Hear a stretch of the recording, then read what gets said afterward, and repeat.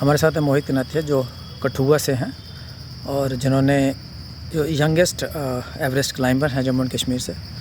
मोहित जी, क्या आपने सोचा था जब स्कूल में थे, जब कॉलेज में आए कि मैं एवरेस्ट क्लाइंब करूंगा, या इस तरह से एक नाम बनेगा आपका इतनी जल्दी? नहीं सर, मैंने कभी सोचा नहीं था कि मैं एक दिन माउंट एवरेस्ट की चोटी को फ़तेह करूंगा।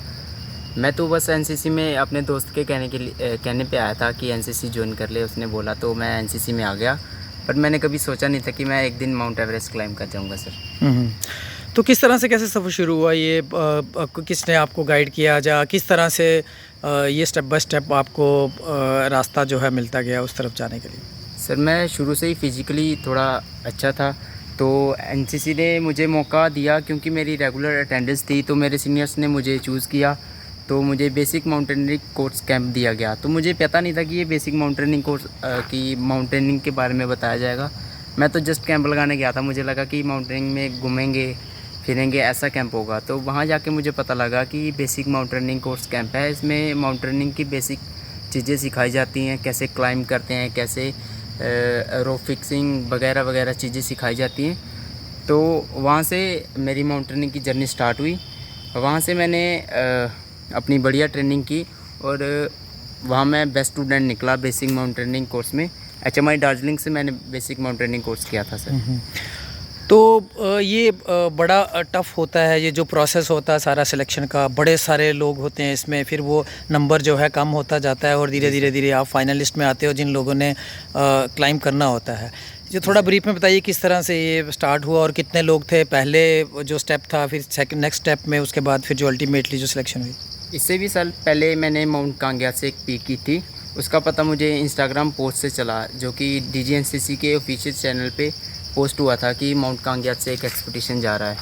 तो वो एक्सपीडिशन करने के बाद मुझे पता चला कि माउंट एवरेस्ट एक एक्सपीडिशन जा रहा है, जो कि एनसीसी 2013 में एक पहला एक्सपीडिशन भेजा था बॉयज़ का और 2016 में भेजा था गर्ल्स का। तो ये फर्स्ट जॉइंट एक्सपीडिशन था जो कि 9 साल बाद आया था कैंप। तो सर इसमें मैंने अपना फॉर्म भरा और ऑल इंडिया में सिलेक्शन हुई। ऑल इंडिया से सर 17 लाख कैडेट में से 250 कैडेट DGNCC दिल्ली में पहुंचे सिलेक्शन के लिए, जो कि बेस्ट कैडेट थे, उनको बुलाया था DGNCC में। उनमें से भी सिलेक्शन चली और 16 बॉयज़ और 18 गर्ल्स सिलेक्ट हुई फर्दर सिलेक्शन के लिए, जो कि हमें उत्तराखंड चमोली डिस्ट्रिक्ट में भेजा गया था माउंट अभिगामिन के लिए। तो माउंट अभिगामिन में सर बहुत कुछ सीखने को मिला। हम पहाड़ में नीचे होते थे, सामने चोटी थी, पता नहीं चलता था कब गो हो जाता था, भागने के लिए बोल दिया जाता था। तो कई बार लगता था क्या हो रहा है, कहाँ फंस गए। तो वो ट्रेनिंग भी थोड़ी टफ़ थी। आहिस्ता आहिस्ता ठंड बढ़ने के कारण और मौसम ख़राब होने के कारण हमारी माउंट अभिगामिन पीक समिट नहीं हो पाई। और 16 बॉयज़ थे जैसे मैंने बताया, तो 16 नंबर मेरा ही था, मैं सबसे पीछे चल रहा था। तो नेक्स्ट सिलेक्शन में 8 बॉयज़ और 8 गर्ल्स सेलेक्ट हुई। तो 8 नंबर तभी मेरा था, मैं उधर भी पीछे चल रहा था। तो वहाँ पे मैं थोड़ा सीरियस हो गया कि अब 1 साल हो गया है, अब ये लास्ट सिलेक्शन फेस है, अब इधर से आउट हो गए तो कॉलेज का भी नहीं रहूँगा और इस फील्ड का भी नहीं रहूँगा, 0 बन के रह जाऊँगा, कोई फ़ायदा नहीं होगा, क्योंकि इस कॉलेज में भी स्टडी ख़राब हो रही थी। तो मैंने वहाँ पे अपना बेस्ट दिखाया। तो सियाचिन बैटल स्कूल के अंदर आर्मी माउंटेनिंग इंस्टीट्यूट में मैंने ट्रेनिंग की 1 महीना। उस ट्रेनिंग में जान कि जब मैं सिलेक्शन लिस्ट आई वहाँ से बन के, तो टॉप पे मेरा नाम था। वो देख के मुझे काफ़ी खुशी हुई कि एवरेस्ट चढ़ने से ज़्यादा मुझे खुशी तब हुई जब मैं लास्ट में से टॉप पे मेरा नाम आया। तो वो मेरे लिए काफ़ी एक अच्छा अवसर था। तो वहाँ से सर सिलेक्शन होने के बाद हम नेपाल में गए। नेपाल में हमने माउंट एवरेस्ट की जर्नी स्टार्ट हुई हमारी। तो रेगुलर हम 6 से 8 घंटे का ट्रैक चलते थे। रेगुलर 10 दिन हम ये ट्रैक चलने के बाद हम एवरेस्ट की चोटी के बेस कैंप में पहुँचे और बेस कैंप में हम 1 महीना रुके। वहाँ पे हमने अपने आप को फिट किया, उस एक्लिमेटाइजेशन किया, उस वेदर से अपने आप को गुलाया मिलाया और उसके बाद एक परफेक्ट डेट जब हमें मिली तो हमने अपना अटैम्प्ट मारा और फर्स्ट अटैम्प्ट में ही पूरी टीम ने सबमिट किया सर। जब आप चढ़ रहे थे, जब पीक पे गए आप, कोई डर जैसी कोई बात थी? क्योंकि आपकी एज भी उस तरह से यंग है, आप इस फील्ड में भी नए ही थे, ज़्यादा पुराना नहीं है ज़्यादा आपका। जी सर।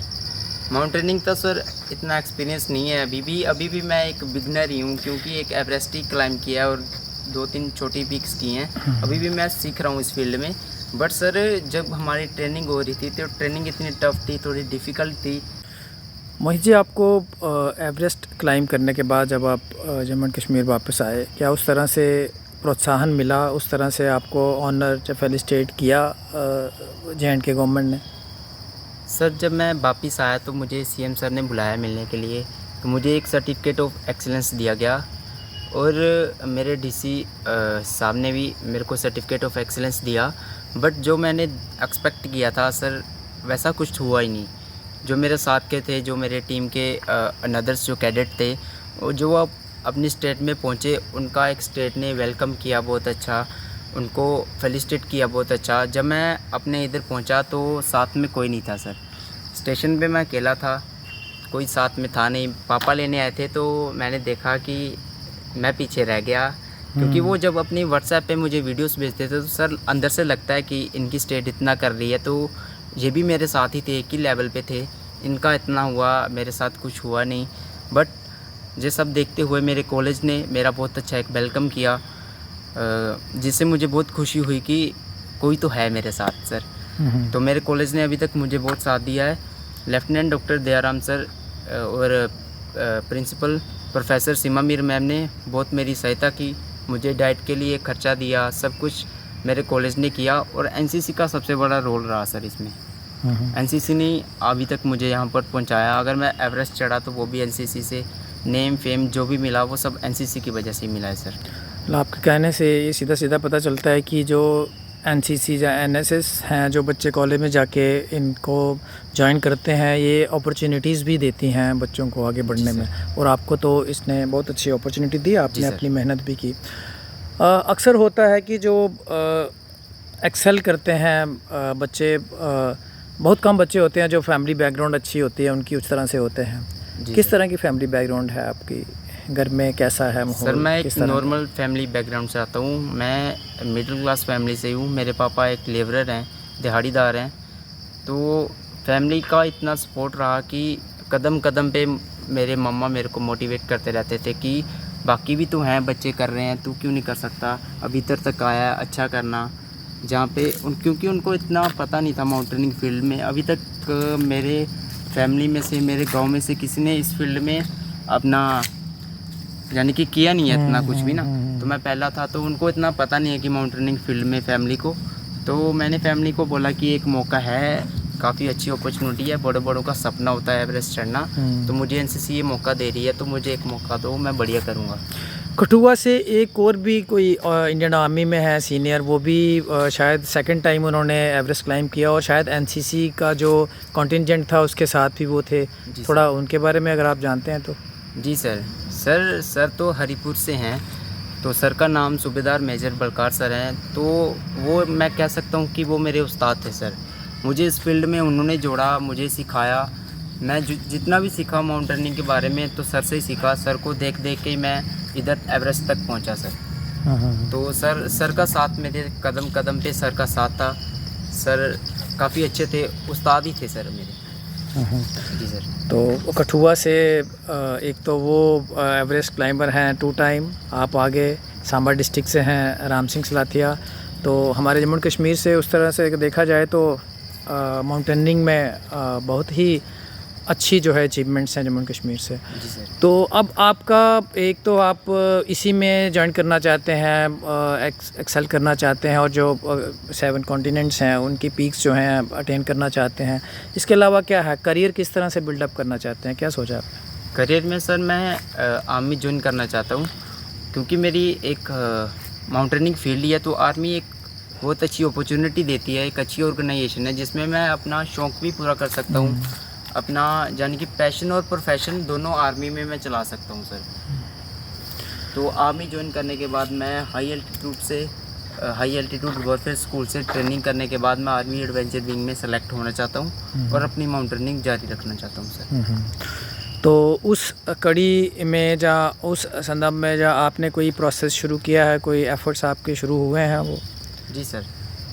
तो आर्मी वाला? हाँ जी सर, एफर्ट तो मेरे स्टार्ट हो गए हैं। मैं रिटन की तैयारी, रेगुलर फिजिकल की एक्सरसाइज, रनिंग वगैरह सब कर रहा हूँ। अभी अटेम्प्ट देखते हैं, अभी अटेम्प्ट है फर्स्ट, तो मेरा नेक्स्ट मंथ से देखते हैं अब क्या बनता है सर। कुछ दिल में ऐसी बात हो जो मैं नहीं पूछ पाया, जहाँ अभी तक आप नहीं बता पाए हैं, कुछ ऐसे हो जो एडमिनिस्ट्रेटिव सेटअप है, जो सिस्टम है उसको लेके, जहाँ नई जो यंग जनरेशन है उसको लेके, या सपोर्ट को लेके, उस तरह से कुछ कहना चाहते हैं? जी सर मैं बात करूं अपने जम्मू कश्मीर की, तो स्पोर्ट्स हमारा थोड़ा पीछे है इस फील्ड में। तो जो यंगस्टर्स हैं वो पूछते हैं कि जो बाकी स्पोर्ट्समैन से होंगे वो उससे पूछते हैं कि आपको इस फील्ड में क्या मिला।